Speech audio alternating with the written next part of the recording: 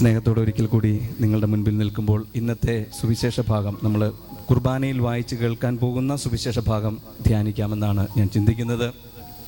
അത് സമരിയാക്കാരെ വിമർശിച്ചുകൊണ്ട് ഈശോ വിധവയുടെ കാണിക്കയെക്കുറിച്ച് പറയുന്ന കാര്യമാണ്. നിയമജ്ഞരെയും ഫരിസേയരെയും ഒക്കെ ഈശോ വിമർശിക്കുകയാണ്. അവർ മറ്റുള്ളവരെ കാണിക്കാൻ വേണ്ടി, മറ്റുള്ളവരിൽ നിന്ന് പ്രശംസ പിടിച്ചു പറ്റാൻ വേണ്ടി ചില കാര്യങ്ങളൊക്കെ ചെയ്യുന്നു. നമുക്കറിയാം, നമ്മൾ ജീവിക്കുന്ന ഈ കാലഘട്ടം പരസ്യത്തിൻ്റെ കാലഘട്ടമാണ്, അല്ലേ? എവിടെ നോക്കിയാലും പരസ്യമാണ്. പരസ്യം എന്തിനു വേണ്ടിയിട്ടാണ്? പരസ്യം എന്തിനു വേണ്ടിയാ? നമ്മളെ അതിലേക്ക് ആകർഷിക്കാൻ വേണ്ടിയിട്ടാണ്. ആ പരസ്യം നമ്മളെ ആകർഷിച്ച് ആ പ്രൊഡക്റ്റ്, ആ ഉൽപ്പന്നം നമ്മൾ മേടിക്കുമ്പോൾ ആ കമ്പനി വിജയിക്കും. ഇതാണ് ഈശോ വിമർശിക്കുന്ന വിശ്വാസിയുടെ ജീവിതം. ഒരു ക്രിസ്ത്യാനിയുടെ ജീവിതം ഒരിക്കലും ഒരു പരസ്യമായി മാറരുത്. പരസ്യം എന്ന് പറഞ്ഞാൽ ഒരു പക്ഷേ നമുക്കതിൻ്റെ അർത്ഥം പരിപൂർണമായിട്ട് കിട്ടണമെന്നില്ല. അഡ്വർടൈസ്മെൻറ്റ് എന്നൊക്കെ പറഞ്ഞാൽ അത് നമുക്കൊരു പക്ഷേ കിട്ടിയെന്ന് വരില്ല. ഇറ്റാലിയൻ ഭാഷയിൽ അതിനെ പുബ്ലിച്ചിത്ത എന്നാണ് പറയുക. പുബ്ലിച്ചിത്ത എന്ന് പറഞ്ഞാൽ പബ്ലിസിറ്റി. ഇപ്പം നിങ്ങൾക്ക് കാര്യം മനസ്സിലായോ? പബ്ലിസിറ്റി. ക്രൈസ്തവ ജീവിതം, വിശ്വാസം എന്ന് പറയുന്നത് ഒരു പബ്ലിസിറ്റിക്ക് വേണ്ടിയിട്ടുള്ള കാര്യമല്ല, മറിച്ച് അത് വിധവയുടെ കാണിക്ക പോലെയാണ്. ഒരു മനുഷ്യനും അറിയത്തില്ല, ഒരു മനുഷ്യനും അറിയില്ല അനുഗ്രഹം വരുന്ന വഴി ഏതാണെന്ന്. അവിടെയാണ് ഈശോ നമ്മളെ വ്യക്തമായിട്ട് ഇന്നത്തെ സുവിശേഷത്തിലൂടെ ക്രിസ്തീയ ജീവിതത്തിൻ്റെ മഹാത്മ്യം മനസ്സിലാക്കി തരുന്നത്. പ്രിയപ്പെട്ടവരെ, നമ്മൾ ഒരു ദിവസം ഈശോയുടെ കൂടെ തനിച്ചിരിക്കാൻ വരുന്ന ഒരു സമയമാണിത്, ഈ ചൊവ്വാഴ്ച ദിവസം, അല്ലേ? എന്തിനാണ് നമ്മൾ ഈ ഒരു ദിവസം ഈശോയ്ക്ക് വേണ്ടി മാറ്റിവെക്കുന്നത്? ഒറ്റയ്ക്ക് ഇരിക്കുന്നത് എന്തിനു വേണ്ടിയിട്ടാണ്? മനുഷ്യൻ ഒരു റേഡിയോ പോലെയാണെന്നാണ് പറയുക. ഒരു റേഡിയോ പോലെ. ഈ റേഡിയോയ്ക്കൊരു പ്രത്യേകതയുണ്ട്. ഇത് ശരിയായ ദിശയിൽ വെച്ചില്ലെങ്കിൽ ഇത് പല സ്റ്റേഷൻസിലേക്ക് ഇങ്ങനെ പോയിക്കൊണ്ടിരിക്കും. നിങ്ങൾ ഈ റേഡിയോ തുറക്കുമ്പോൾ കേട്ടിട്ടില്ലേ കലവില കലവില ശബ്ദങ്ങൾ? എത്രയോ സ്റ്റേഷൻസ് ആണ് കയറി വരുന്നത്. നമുക്കറിയാം, ഈ പള്ളിക്കകത്തും എന്തുണ്ട്? റേഡിയോ തരംഗങ്ങളുണ്ട്, ശരിയല്ലേ? ഇവിടെ ഒരു റേഡിയോ കൊണ്ട് ഓണാക്കി നമ്മൾ അതിനെ ട്യൂൺ ചെയ്ത് വെച്ചാൽ നമുക്ക് ഈ റേഡിയോ നിലയങ്ങളിൽ നിന്നുള്ള സംപ്രേഷണങ്ങൾ കേൾക്കാൻ സാധിക്കും. പക്ഷേ ഇപ്പോൾ നമുക്കത് കേൾക്കാൻ സാധിക്കുന്നില്ല. എന്തുകൊണ്ട്? ഇവിടെ എന്തില്ല? റേഡിയോ ഇല്ല. ഇനി ഒരു റേഡിയോ കൊണ്ടുവന്നാൽ തന്നെ നമുക്കത് കേൾക്കാൻ സാധിക്കത്തില്ല. എന്തുകൊണ്ട്? അതിനെ നമ്മളത് ഓണാക്കി ആ റേഡിയോ നിലയങ്ങൾക്ക് വേണ്ടി ട്യൂൺ ചെയ്യണം. ഇതുപോലെ ഒരു മനുഷ്യന്റെ മനസ്സ് റേഡിയോ പോലെയാണെന്ന് പറയുമ്പോൾ അവൻ്റെ മനസ്സിലേക്ക് പലവിധ കാര്യങ്ങൾ, പലവിധ സ്റ്റേഷൻസ്, പലവിധ ചിന്തകൾ, പലവിധ കാര്യങ്ങൾ കടന്നു വന്നുകൊണ്ടിരിക്കുകയാണ്. ഈ മനുഷ്യ മനസ്സിനെ നമ്മൾ ആദ്യം ട്യൂൺ ചെയ്യണം. എങ്ങോട്ട് ട്യൂൺ ചെയ്യണം? ഈശോയിലേക്ക് ട്യൂൺ ചെയ്യണം. അതിന് ദൂരമോ അകലമോ ഒന്നും ഒരു പ്രശ്നമല്ല കേട്ടോ. പള്ളിയുടെ അടുത്ത് വന്നിരുന്നാലും റേഡിയോ നിലയത്തിൻ്റെ അടുത്ത് പോയിരുന്നാലും റേഡിയോ നിലയത്തിൽ നിന്നുള്ളത് നമുക്ക് കിട്ടണമെന്നില്ല. മറിച്ച് അതിലേക്ക് നമ്മൾ ഒരുമപ്പെടുത്തുമ്പോഴാണ് ആ തരംഗങ്ങൾ നമ്മളിലേക്ക് വന്ന് ശരിയായ ദിശയിൽ നമുക്കത് കേൾക്കാൻ ശ്രമിക്കുക. ദ വോയിസ് ഓഫ് ഗോഡ്, ദൈവത്തിൻ്റെ ശബ്ദം കേൾക്കുന്നത് അങ്ങനെയാണ്. അതുകൊണ്ട് ആദ്യം ഒരു ഉപകരണം ഉണ്ടാവണം. ആ ഉപകരണമാണ് എന്ത്? നമ്മുടെ മനസ്സ്. രണ്ടാമത്തെ കാര്യം, ഈ ഉപകരണം കേടില്ലാത്തതാവണം, അല്ലേ? പൊട്ട റേഡിയോ കൊണ്ട് നമുക്ക് വെക്കാൻ പറ്റുമോ? ഇല്ല, ആ റേഡിയോ വെച്ച് നമുക്ക് കേൾക്കാൻ പറ്റില്ല. മൂന്നാമത്തെ കാര്യം, ഈ റേഡിയോ ശരിയായ ദിശയിലേക്ക്, സ്റ്റേഷനിലേക്ക് ട്യൂൺ ചെയ്യപ്പെട്ടിരിക്കണം. അപ്പോൾ ഈ മൂന്ന് കാര്യങ്ങളും വചനം കേൾക്കാനിരിക്കുമ്പോൾ നമ്മുടെ ഉള്ളിലുണ്ടാവട്ടെ. വിധവയുടെ കാണിക്ക എത്രമാത്രം ഈശോയെ സ്വാധീനിച്ചോ അതുപോലെ ഒരു കുഞ്ഞിൻ്റെ മനസ്സ് ഉള്ള ക്രിസ്ത്യാനിയുടെ ജീവിതം ഈശോയ്ക്ക് അനുഗ്രഹം വെക്കാൻ എളുപ്പമുള്ള കാര്യമാണ്. അതുകൊണ്ടാണ് ലോകത്തിലെ ഈശോ കണ്ട ഏത് പ്രഗത്ഭരോടും ഈശോ ഒരൊറ്റ കാര്യം പറഞ്ഞുള്ളൂ. എന്താ പറഞ്ഞേ? ശിശുക്കളെ പോലെ ആവണം, നീ ചെറുതാകണം. നീ ആരും ആയിക്കോട്ടെ, നീ പോലീസുകാരനോ ഡോക്ടറോ നീ കൂലിപ്പണി ചെയ്യുന്നവനോ ആരും ആയിക്കൊള്ളട്ടെ, നീ എന്തായി മാറണം? കുഞ്ഞിനെ പോലെയാവണം, ശിശുവാകണം. അല്ലാതെ അനുഗ്രഹം വരത്തില്ല. അതുകൊണ്ടാണ് യോഹന്നാന്റെ സുവിശേഷം 21-ാം അധ്യായം 5-ാം വാക്യത്തിൽ പത്രോസ് ലീഹ മീൻ പിടിക്കാൻ പോകുന്ന ഒരു സംഭവം നമ്മൾ കാണുന്നുണ്ട്. ഈ പത്രോസ് ലീഹ ആരായിരുന്നതാ കേട്ടിട്ടുള്ളേ? മീൻപിടുത്തക്കാരൻ. അവൻ മുക്കുവന്മാരിൽ പ്രധാനിയായിരുന്നു. അവൻ എന്ത് പിടിക്കാൻ അറിയാം? മീൻ പിടിക്കാൻ അറിയാം. കേട്ടോണം കേട്ടോ. ഇനി ഇവൻ മീൻ പിടിക്കാൻ പോയിട്ട് ഒന്നും കിട്ടാതെ തിരിച്ചു വരുമ്പോൾ ഈശോ അവനോട് ചോദിക്കുന്നത്, കുഞ്ഞുങ്ങളെ നിങ്ങൾക്ക് എന്തെങ്കിലും കിട്ടിയോ എന്നാണ്. എന്ന് പറഞ്ഞാൽ എന്താ അർത്ഥം? ഒരു രസത്തിന് ഈശോ വിളിച്ചതാണോ കുഞ്ഞുങ്ങളെ എന്ന്? അല്ല. കാരണം ഈശോയ്ക്ക് അറിയാം ഇവനൊന്നും കിട്ടാൻ പോകുന്നില്ല. കാരണം ഇവൻ മീൻപിടുത്തക്കാരനാണെന്ന് ഇവനൊരു ആത്മധൈര്യമൊക്കെ ഉണ്ട്. അതൊന്നുമില്ല. അനുഗ്രഹം ഇല്ലെങ്കിൽ ഈ ഈശോ പറയുന്ന കാര്യങ്ങളൊന്നും നമ്മളിലേക്ക് വരില്ല. അതുകൊണ്ടാണ് ഈശോ പറയുന്നത്, നിങ്ങൾ കുഞ്ഞുങ്ങളെ പോലെയാകണം. ഈ കുഞ്ഞുങ്ങളുടെ പ്രത്യേകതകൾ എന്തൊക്കെയാണ്? നമ്മൾ ഒത്തിരി കാര്യങ്ങൾ കേട്ടിട്ടുണ്ട്. അച്ഛൻ തന്നെ ഇവിടെ ക്ലാസ് എടുത്തുകൊണ്ടിരുന്നപ്പോൾ പല കാര്യങ്ങളും പറഞ്ഞിട്ടുണ്ട്. അതിൽ നിന്ന് വ്യത്യസ്തമായിട്ട് ഈ കുഞ്ഞിനുള്ള പ്രത്യേകതകൾ ഒന്ന് ചിന്തിക്കാമെന്നാണ് അച്ഛൻ വിചാരിക്കുന്നത്. ഈ കുഞ്ഞിൻ്റെ പ്രത്യേകതകൾ എന്തൊക്കെയാണ്? നിഷ്കളങ്കരാണ്, അപ്പനെ അമ്മേനെ ആശ്രയിക്കത്തുള്ളൂ. നമ്മൾ എന്ത് പറഞ്ഞാലും ഈ കൊച്ചു ചെയ്യും. പ്രത്യേകിച്ച് അപ്പനും അമ്മയും എന്ത് പറഞ്ഞാലും കൊച്ച് അത് അന്നേരം ചെയ്യും. ഇങ്ങനെയൊക്കെയുള്ള പ്രത്യേകതകളുണ്ട്. ഇതിൽ കൂടാതെ ഈ കൊച്ചിന് ചില പ്രത്യേകതകളുണ്ട്. ആ പ്രത്യേകതകളിലേക്കാണ് ഈശോ ഈ കുഞ്ഞാകാൻ പറയുമ്പോൾ നമ്മളെ വിളിക്കുന്നത്. അല്ലെങ്കിൽ വിധവയുടെ കാണിക്ക പോലെ ഒരു ചെറിയ മനുഷ്യരാകാൻ പറയുമ്പോൾ ഈശോ നമ്മളെ വിളിക്കുന്നത്. ഒന്നാമത്തെ കാര്യം, ഈ കൊച്ചിന് ചരിത്രമില്ല. കൊച്ചിനെന്തില്ല? ഹിസ്റ്ററി ഇല്ല. എന്താണെന്നറിയാമോ ഹിസ്റ്ററി? പഴയ കാര്യങ്ങൾ. നമ്മളൊക്കെ ഹിസ്റ്ററി ഉള്ളവരാണ്. പഴയ കാര്യങ്ങൾ നമ്മുടെ ഉള്ളിൽ ഇങ്ങനെ തികട്ടി വരും ഇടയ്ക്ക്, അല്ലേ? പഴയ വെറുപ്പുകൾ, പഴയ അസൂയകൾ, പഴയ മിണ്ടാത്ത അവസ്ഥകൾ, ഇതൊക്കെ നമ്മുടെ ഉള്ളിൽ ഇങ്ങനെ തികട്ടി വരും. ആ തികട്ടി വരലുകൾ, ആ ഓർമ്മപ്പെടുത്തലുകൾ വീണ്ടും അത് തുടർന്നു കൊണ്ടുപോകാൻ നമ്മളെ ഒരു പക്ഷേ സ്വാധീനിച്ചേക്കാം. ഇത് ആർക്കില്ല? കൊച്ചിനില്ല. കൊച്ചിന് ആരോടെങ്കിലും വെറുപ്പുണ്ടോ? ഇല്ല. അതിനാരോടെങ്കിലും മിണ്ടാതിരിക്കേണ്ട കാര്യമുണ്ടോ? ഇപ്പോൾ വഴക്ക് കൂടിയാൽ അത് 2 മിനിറ്റ് കഴിയുമ്പോൾ നമ്മുടെ അടുത്ത് വരും. ഇതാണ് കുഞ്ഞിൻ്റെ ഒരു അവസ്ഥ. അതിന് ചരിത്രമില്ല, ഹിസ്റ്ററി ഇല്ല. അതുകൊണ്ട് ഈശോ പറയാണ്, നിങ്ങൾ ആരെ പോലെ ആവണം? കുഞ്ഞിനെ പോലെ ആകണം എന്ന് പറഞ്ഞാൽ എന്താ അർത്ഥം?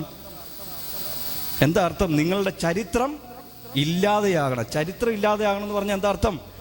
നമ്മുടെ ഉള്ളിലെ വെറുപ്പും അസൂയയും പകയും പഴയ ചിന്തകളും അത് മാറ്റിക്കളഞ്ഞാലേ ആ കുഞ്ഞിൻ്റെ ആ സ്ഥാനത്ത് നമ്മൾ വന്ന് അനുഗ്രഹം പ്രാപിക്കുള്ളൂ എന്നാണ് പറയുന്നത്. അതിന് ഒരു ഉദാഹരണം നമ്മുടെ ബൈബിളിലുണ്ട് കേട്ടോ. വളരെ വ്യക്തമായ ഉദാഹരണമാണ്.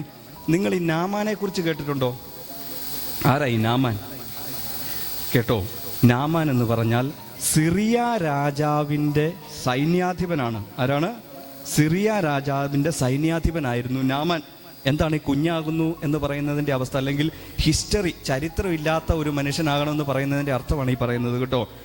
രാജാവിനോട് അവന് പ്രീതിയും ബഹുമാനവുമായിരുന്നു. അപ്പോൾ അവൻ എന്തുമാത്രം ശക്തിയുള്ളവനായിരുന്നു രാജാവിൻ്റെ മുമ്പിൽ. അല്ലെങ്കിൽ ആ രാജ്യത്തെ ഒന്ന് ആലോചിച്ച് നോക്കണം. പക്ഷെ അവനൊരു കുഴപ്പമുണ്ടായിരുന്നു, അവന് കുഷ്ഠരോഗം ഉണ്ടായിരുന്നു. ഇത് മാറുന്നില്ല. ഇത് മാറാതെ പല കാര്യങ്ങളും ചെയ്ത് അവസാനം ഇവൻ ആരുടെ അടുത്തെത്തുന്നറിയാവോ? ആരുടെ അടുത്തെത്തുന്നു? എലീശ പ്രവാചകന്റെ അടുത്തെത്തുന്നു.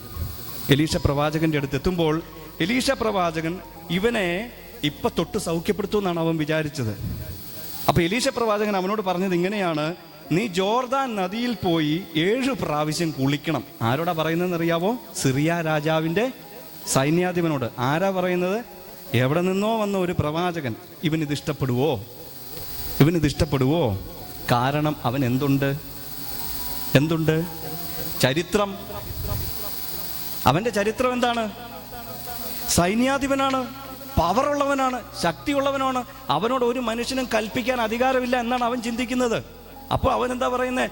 ഞാൻ ഇത്രയും വലിയ ആളായപ്പോൾ ഈ എലീശ പ്രവാചകൻ എന്നോട് പറയാ, ജോർദാൻ നദിയിൽ പോയിട്ട് 7 പ്രാവശ്യം മുങ്ങിക്കുളിക്കാൻ. ഞാൻ ചെയ്യുവോ? ഞാൻ ചെയ്യത്തില്ല. അവൻ ചോദിക്കുന്ന കാര്യം ഇതാണ്, ഇതിനേക്കാട്ടും വലിയ നദിയല്ലേ ദമാസ്കസിലെ അബാനയും ഫർവാസ ഇസ്രായേലിലെ നദികളെക്കാൾ ശ്രേഷ്ഠമല്ലേ? അതിനകത്ത് പോയി മുങ്ങിക്കുളിച്ചാൽ പോരെ? ഞാൻ വിചാരിച്ചത് എന്താണ്? ഇവൻ എന്നെ ഇപ്പം തലയെ കൈവച്ച് സൗഖ്യപ്പെടുത്തി വിടുമെന്നാണ്. ഇതൊന്നും എനിക്ക് പറ്റുന്ന കാര്യമല്ല.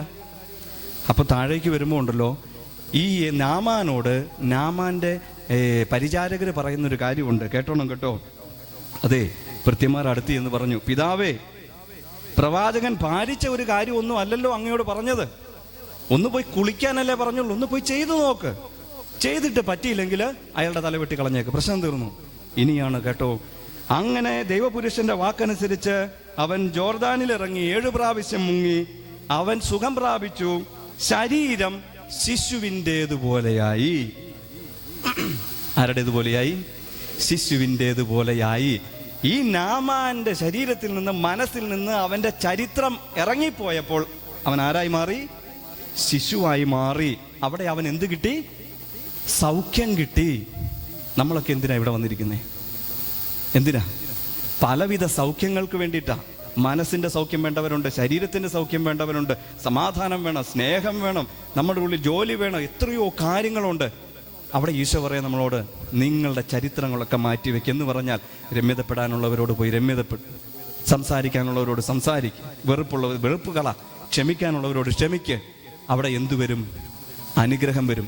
ശിശുവാകും, നിങ്ങൾക്ക് അനുഗ്രഹം വരും. അതാണ് ഒന്നാമത്തെ കാര്യം, ശിശുവിന് ചരിത്രമില്ല. രണ്ടാമത്തെ കാര്യം, കുഞ്ഞിന് എല്ലാത്തിനോടും എക്സൈറ്റ്മെന്റ് ആണ്. ശരിയല്ലേ? ഈ പൂവ് കണ്ടാലും കൊച്ച് നമുക്ക് ഈ പൂവ് കണ്ടാൽ എന്ത് തോന്നും? പ്രത്യേകിച്ച് ഒന്നും തോന്നത്തില്ല. അതാണ് കൊച്ചും നമ്മളും തമ്മിലുള്ള വ്യത്യാസം. ഇതെവിടെ നിന്നാണ് തുടങ്ങുന്നതെന്നറിയാവോ? തോമസ് അച്ഛൻ എപ്പോഴും നിങ്ങളോട് ഈ ഫെമിലിയാരിറ്റി ബ്രീഡ്സ് കണ്ടംപ്റ്റ് എന്നൊരു വാക്ക് പറയാറുണ്ട്. അച്ഛൻ എപ്പോഴും ഈ ക്ലാസ്സുകൾക്കിടയ്ക്ക് പറയുന്നത് ഞാൻ കേട്ടിട്ടുണ്ട്. ഒരു വസ്തുവിനോടുള്ള അതിപരിചയം നമുക്കതിനോടുള്ള ബഹുമാനം ഇല്ലാതാക്കി മാറ്റുമെന്ന് അച്ഛൻ പറയാറ്. എന്ന് പറഞ്ഞാൽ ആദ്യ കുർബാന സ്വീകരിച്ചപ്പം നമുക്ക് കുർബാനയോടുണ്ടായിരുന്ന ഒരു സ്നേഹമുണ്ട്. ആ സ്നേഹം എങ്ങനെയായിരുന്നു? അന്ന് രാവിലെ മഴയാണേലും മഞ്ഞാണേലും നമ്മൾ എവിടെ പോവായിരുന്നു? പള്ളി പോവായിരുന്നു, ഒരു പ്രശ്നമില്ലായിരുന്നു. പക്ഷെ പിന്നീട് കാലം കഴിഞ്ഞപ്പോൾ ആ സ്നേഹം നമുക്കുണ്ടോ? അതാണ് എക്സൈറ്റ്മെന്റ്. അന്ന് നമുക്ക് വിശുദ്ധ കുർബാന എന്ന് പറഞ്ഞാൽ വളരെ വളരെ ആശ്ചര്യപ്പെടുത്തുന്ന ഒരു കാര്യമാണ്. അതുകൊണ്ട് നമ്മൾ രാവിലെ പള്ളിയിലേക്ക് ഓടും. പള്ളിയിൽ ഏത് കാര്യത്തിനും നമ്മളുണ്ടാവും, അൾത്താരയിലുണ്ടാവും. പക്ഷെ കാലം കഴിയുമ്പോൾ നമ്മുടെ ഈ എക്സൈറ്റ്മെന്റ് കുറഞ്ഞു കുറഞ്ഞു കുറഞ്ഞു കുറഞ്ഞ് നമ്മൾ ഇടിവെട്ടിയ തെങ്ങ് പോലെ നിൽക്കും, അല്ലെങ്കിൽ കൂമ്പടഞ്ഞ വാഴ പോലെ ആയിപ്പോവും. അവിടെ നിന്നാണ് യേശു പറയുന്നത്, നിങ്ങൾക്ക് ആ പഴയ സ്നേഹം തിരിച്ചു പിടിക്കണം. അതിലേക്ക് അച്ഛൻ വരാം, അവസാനം വരാം. പഴയ സ്നേഹം, വെളിപാട് പുസ്തകത്തിലെ ഈശോ പറയുന്ന കാര്യം, പഴയ സ്നേഹത്തിലേക്ക് നിങ്ങൾ കടന്നു വരണം. അപ്പോൾ ആ എക്സൈറ്റ്മെന്റ് നമുക്ക് തിരിച്ചെടുക്കണം. മൂന്നാമത്തെ കാര്യം വളരെ പ്രധാനപ്പെട്ടതാണ്. കൊച്ചിൻ്റെ മൂന്നാമത്തെ പ്രത്യേകത, 1, കൊച്ചിന് ചരിത്രമില്ല. 2, എക്സൈറ്റ്മെന്റ്. എല്ലാത്തിനോടും വിശുദ്ധ കുർബാന കാണുമ്പോഴും ആ ഒരു മനോഭാവം നമുക്ക് വരണം. മൂന്നാമത്തെ കാര്യം, കൊച്ചിനെ കറക്റ്റ് ചെയ്യാം, കൊച്ചിനെ തിരുത്താം. ഒരു കുഞ്ഞിനെ നമുക്ക് തിരുത്താൻ സാധിക്കും. നമ്മളെയോ? കുറച്ച് പാടാ. വലുതായ പ്രായപൂർത്തിയായ ഒരാളെ തിരുത്താൻ പാടാണ്. അതുകൊണ്ട് പ്രായമായ നമ്മുടെ ഉള്ളിലെ മനുഷ്യനെ ആര് കീഴ്പ്പെടുത്തണം? കുഞ്ഞ് കീഴ്പ്പെടുത്തണം. എങ്കിൽ മാത്രമേ ഈ പറയുന്ന കുഞ്ഞിൻ്റെ ചരിത്രത്തിലേക്ക് നമ്മൾ കടന്നു വരികയുള്ളൂ. അതുകൊണ്ട് നമ്മുടെ ഉള്ളിൽ തിരുത്തപ്പെടാൻ പറ്റാത്ത കാര്യങ്ങളുണ്ടെങ്കിൽ അതിനെ തിരുത്തുന്ന ഒരു സമയമാണ് നമ്മുടെ ഈ ധ്യാനവും പ്രാർത്ഥനയും ഒക്കെ. നിങ്ങൾക്ക് അതിനൊരു ഉദാഹരണം അച്ഛൻ ബൈബിളിൽ നിന്ന് കാണിച്ചു തരാം. നമ്മൾ ഇസഹാക്കിൻ്റെ മക്കളെക്കുറിച്ച് കേട്ടിട്ടുണ്ട്. ആരൊക്കെയാണ് അവര്?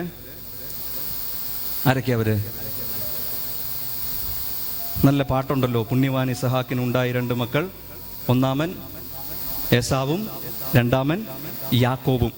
ഇവർ തമ്മിലൊരു പ്രശ്നമുണ്ട്. എന്താ പ്രശ്നം? കടിഞ്ഞൂലവകാശം.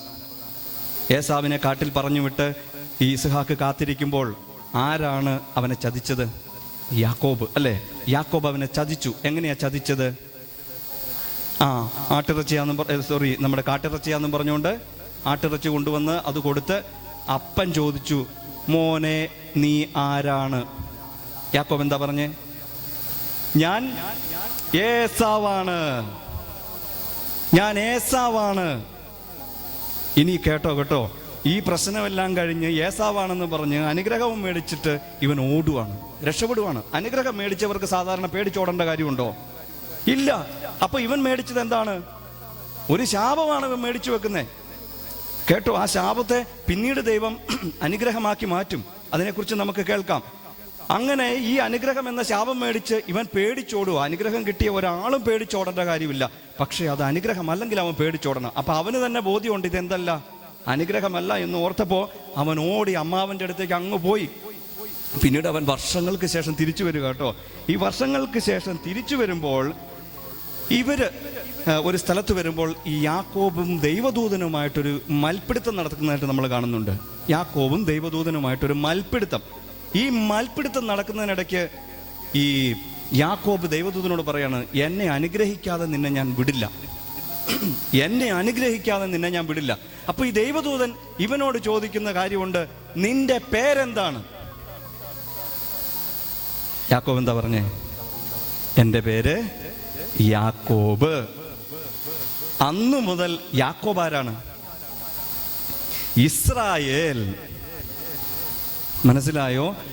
അവന്റെ വായിൽ നിന്ന് അവൻ പറഞ്ഞ ഏസാവ് എന്ന വാക്കിനെ കർത്താവ് തിരുത്തിച്ചു. അവനെ തിരുത്തിക്കാൻ പാടാണ്, പക്ഷെ അവനെ കൊണ്ട് കർത്താവ് അത് തിരുത്തിച്ച് യാക്കോബ് എന്ന് പറയിച്ചിട്ട് അവനോട് പറയാണ്, ഇന്നു മുതൽ നീ യാക്കോബല്ല, ഇസ്രായേലാണ്. ഇന്ന് നമ്മൾ എന്താ പറയുന്നേ? അബ്രാഹത്തിന്റെയും ഇസ്ഹാക്കിന്റെയും യാക്കോബിന്റെയും ദൈവമേ. യാക്കോബ് ശരിക്കാരായിരുന്നു? ചതിയൻ, വഞ്ചകൻ. പക്ഷെ അവൻ ആരായി മാറി? നമ്മുടെയൊക്കെ പിതാവായി മാറി. എങ്ങനെ? തിരുത്തി കൊച്ചിനെ പോലെയായപ്പോൾ. അപ്പൊ ഈ 3 കാര്യങ്ങൾ എൻ്റെ പ്രിയപ്പെട്ടവരെ നമ്മുടെ ഉള്ളിൽ ഉണ്ടാവണം. 1, കൊച്ചിന് ചരിത്രമില്ല. 2, കുഞ്ഞിനെല്ലാം ആശ്ചര്യം ജനിപ്പിക്കുന്നതാണ്. 3, കുഞ്ഞിനെ നമുക്ക് തിരുത്താം. ഈ 3 കാര്യങ്ങൾ നമ്മുടെ ഉള്ളിലേക്ക് വരുമ്പോൾ നമ്മൾ കുഞ്ഞായി മാറും. അവിടെ നമുക്ക് അനുഗ്രഹമുണ്ടാവും. നമ്മുടെ ബൈബിൾ തുടങ്ങുന്നത് 2 ചേട്ടന്മാരുടെ കഥ പറഞ്ഞുകൊണ്ടാണ്. ആരാണത്? കായേലും ആബേലും. ആബേലും കായേലും, വിശ്വസ്തനും വീണവനും.